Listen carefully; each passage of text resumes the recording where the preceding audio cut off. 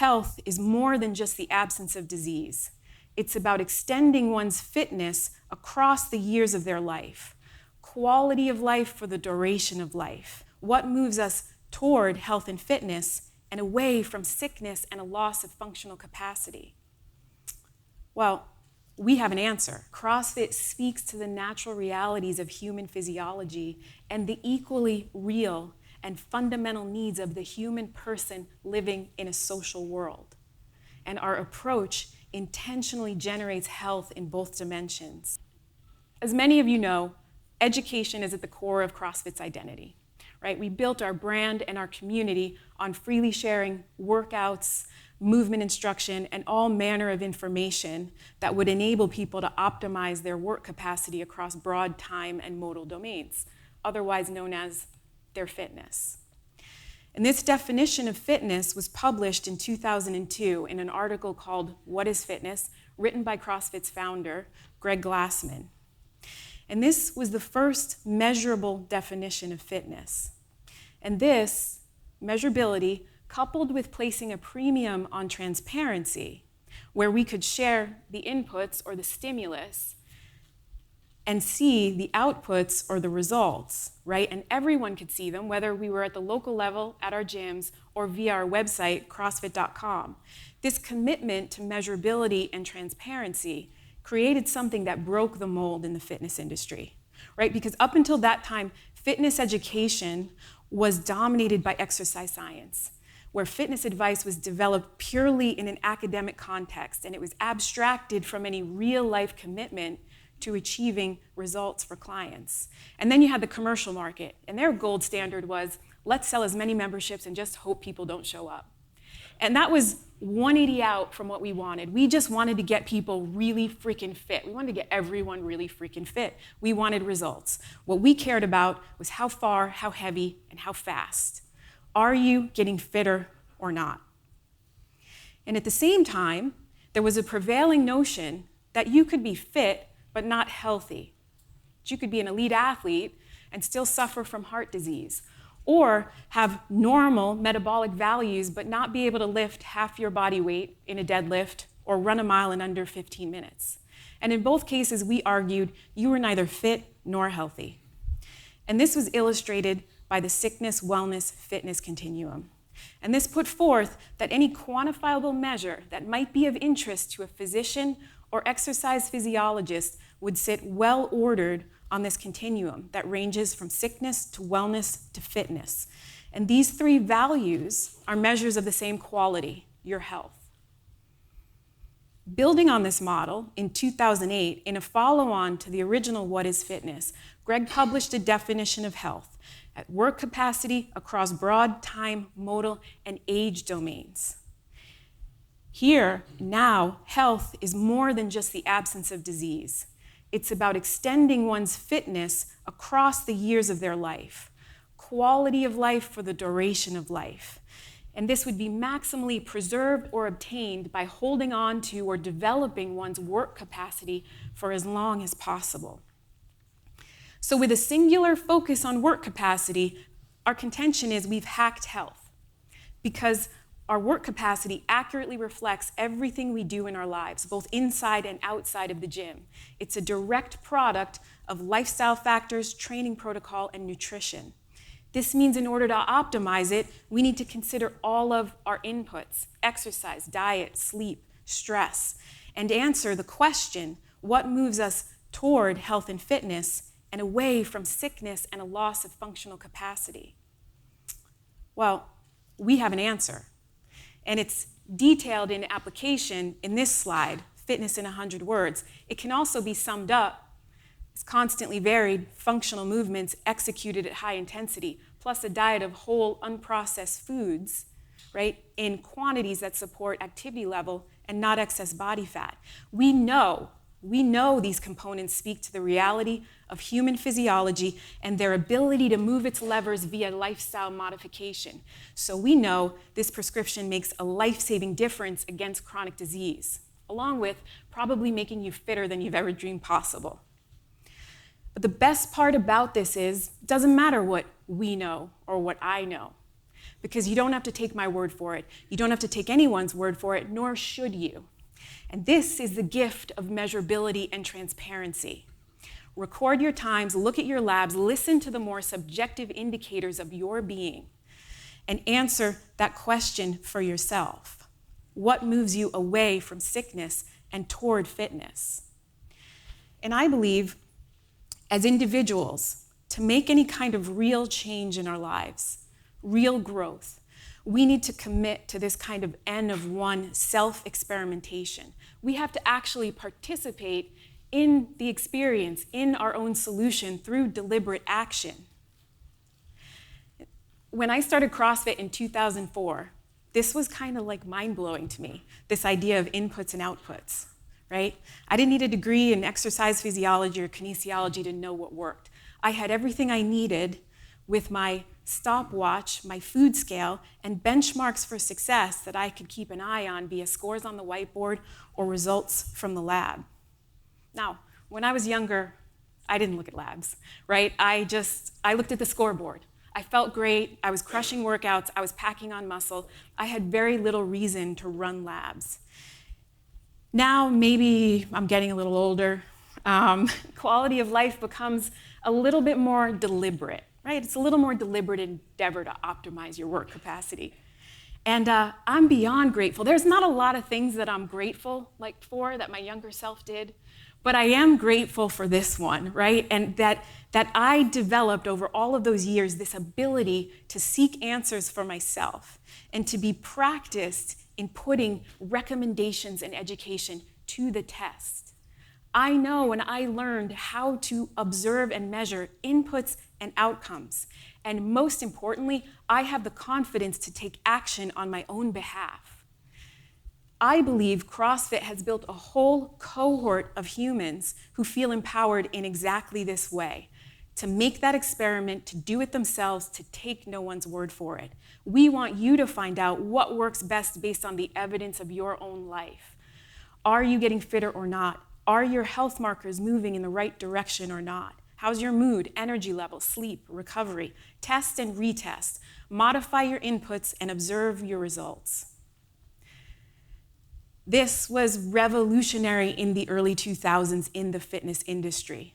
But I can't think of a time in my lifetime when this is more important than now, right? When dependency, disempowerment, and disease are normalized and even exalted through almost every mainstream outlet. When the science that's been revered has failed us time and time again while somehow still painting us as the failures. Where there's an ever-growing, understandable distrust in the business of big food, big pharma, big government, and the media that colludes with all of it, right? Having this ability to experiment with yourself, confidence in this capacity for self-experimentation, it offers us freedom from this corrupted system, right? Where you can't help but ask, what's the real motive here? And is it really our health? And that self-experimentation, it frees you from that. And really importantly, the fuel for that is education. And this is what today is about. This event takes place in the context of CrossFit's broader commitment to the ongoing education of our community members, affiliate owners, and coaches and healthcare providers who want to deepen their understanding and take full ownership of their health and help others do the same. Now, importantly, what today isn't about, it's not about proving the efficacy of the CrossFit methodology. This event instead is centered on further exploration into the elements that make up a proven methodology. And each speaker we'll hear from today offers us a particular insight into the mechanisms and protocols that have informed the CrossFit prescription for decades. But there's something else going on here that you're also going to hear from our speakers, and it goes beyond the technology, the mechanics, and science of our methodology.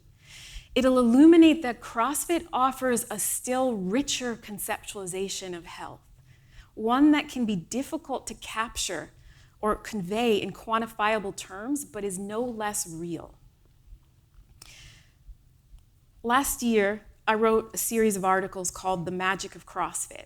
And this was as an attempt to demystify some of this, to demystify how the hell do we do everything from forging elite fitness to preventing and reversing chronic disease, to all of those harder to measure things as well, like the deep satisfaction, confidence, and resiliency people develop, the connections and sense of belonging that gets created, the sense of purpose that's imbued.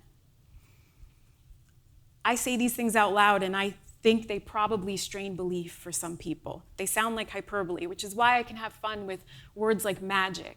And yet, there is a little bit of magic to it in the sense that the result is greater than its parts. The best way to convey this is just to show you. So I'd like to share 2 minutes and 40 seconds of a story with you. And it's just one of countless stories that we've captured over the past 20 years that illustrates what I'm talking about. So this is Patti's story, and we're gonna play the video for you now.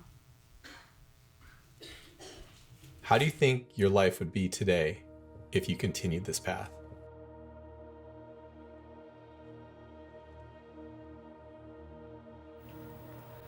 Well, I'd probably die. I broke my back at work trying to clip a lock off a locker, believe it or not. I gave a big jerk and went flying, hit the wall, hit the ground. I basically was out of commission.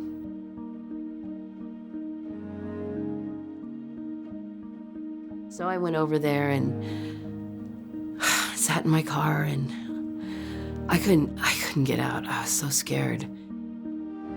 I wanted to go so bad, but I didn't think I could because I was so scared. I couldn't handle all the stuff that was coming at me from myself. There was all this guys with amazing physiques and women who were just beautiful, and that's all very intimidating. But there was also this energy there. It felt like people really cared. And it seemed like every person there had someone there that was there for them, you know? I wanted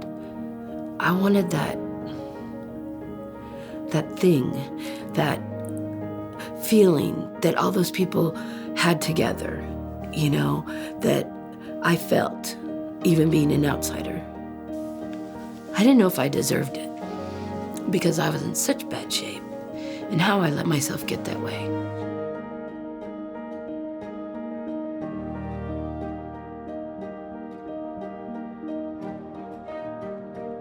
Going to CrossFit,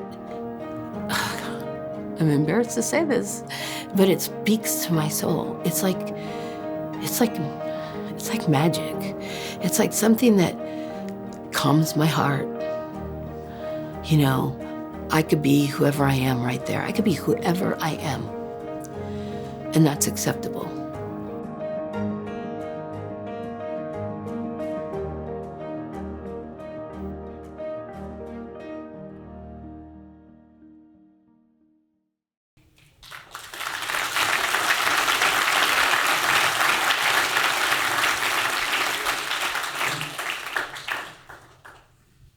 I think the best framing that I've ever heard for what you just saw, the best way to sum it up, was something Greg said, and it was, he called it a miracle of physiology and community. And so we've got magic and we've got miracles, and also not really, because physiology and community, they have both a natural and an intentional component to them. And CrossFit speaks to the natural realities of human physiology and the equally real and fundamental needs of the human person living in a social world. And our approach intentionally generates health in both dimensions. And then, yes, and then there's the synergy and the alchemy here, which creates that richer experience of what health over a lifetime can really mean, right? How good can this actually get? And we give that to people. And once you experience it for yourself and you know how you got there, it's really difficult not to obsess over something along the lines of, I need to get my mom, partner, friend, neighbor I just met to try this. I need to get everyone I love doing this. I need to get everyone you love doing this, right? And there's a good chance you shamelessly go on and on and on about it. And you know, that's probably how we got this. These crazy CrossFit people, they just never shut up about the damn thing.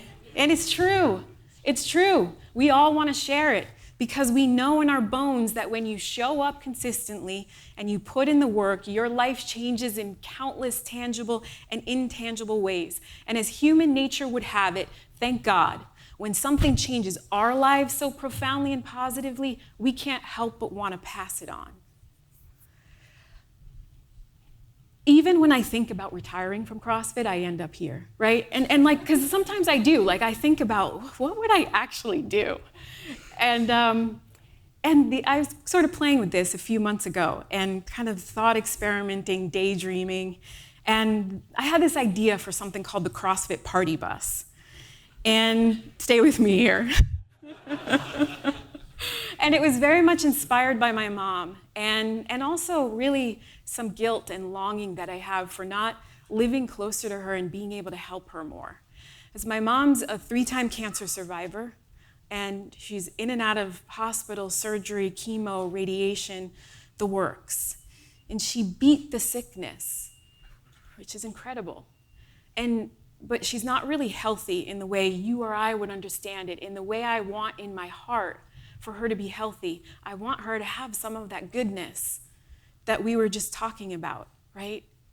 And to her doctors, her scans are clear. She's healthy. But she's really still surviving. She takes medications for sleep and mood and pain, and they have all kinds of side effects. She's isolated in the sense of not having just daily, genuine support and connection. She has trouble sticking with any kind of exercise program, even just walking, and also trouble with sticking with any kind of nutrition. And it's crazy because to beat cancer is such a hard fight, right? But everybody rallies, and you have a whole team of people who are working to get you better. And then better comes, and you go home, and then what? My mom can't take that seemingly insurmountable step out of that place between not being clinically ill and actually improving her health. And there's so many people living in this purgatory, right? And for my mom, I think a lot of this has to do with her being alone. And maybe I'm projecting, but I think for a lot of people it does. And I look at those loneliness numbers, right? And I think it does. Alone in the sense of not being surrounded by people who can reinforce healthy habits and support them through the challenge of getting healthy. Because nothing about climbing out of that place is easy. And so I started thinking, maybe this is what I'll do when I retire. I'll drive the CrossFit Party Bus. Yep.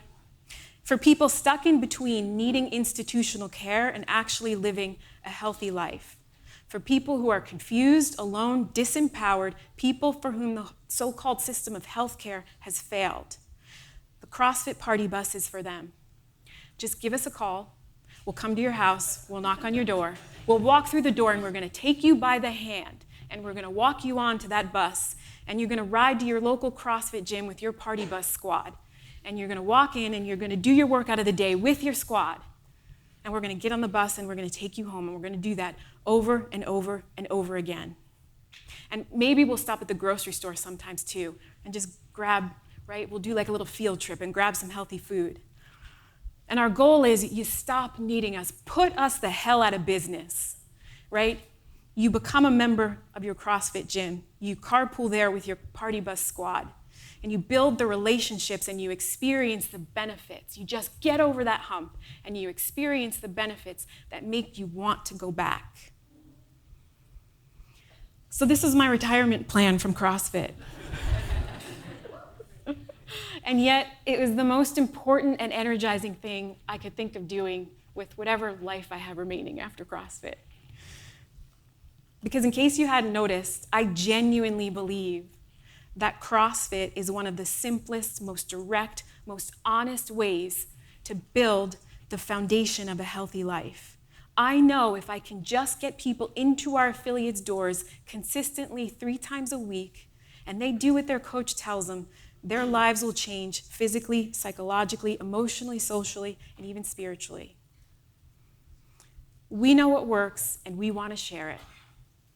This is what drives our affiliates and our coaches, and it's ultimately the same commitment behind CrossFit's legacy of health education. What today is about, it's about continuing that legacy. And it's about sharing knowledge that supports smarter, more thoughtful, more informed lifestyle intervention, grounded in reality and uncompromising in our commitment to what works.